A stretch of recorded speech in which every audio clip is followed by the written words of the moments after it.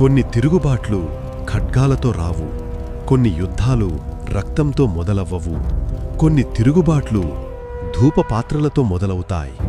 పరిశుద్ధ సేవ పేరుతో, దేవుని సన్నిధి పేరుతో ఆరాధన రూపంలో ఒక తిరుగుబాటు లేచింది.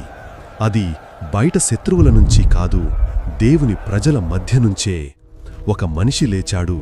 అతను దేవుని సేవకు దూరంగా ఉన్నవాడు కాదు, అతను మందిరానికి అపరిచితుడు కాదు, అతను పవిత్ర విషయాలకు పరాయి కాదు. కాని అతను తనకు దేవుడు ఇవ్వని స్థానాన్ని కోరుకున్నాడు. అతని పేరు కోరహు.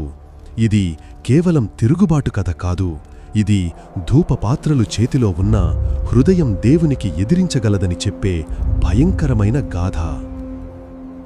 కోరహు సాధారణ మనిషి కాదు, అతను లేవి గోత్రానికి చెందినవాడు.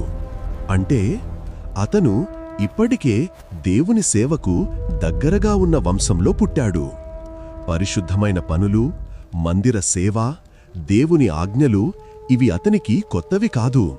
అతను బయటివాడు కాదు. అయితే కొన్నిసార్లు దేవునికి దగ్గరగా ఉండే వాళ్లలోనే అహంకారం మెల్లగా పెరుగుతుంది.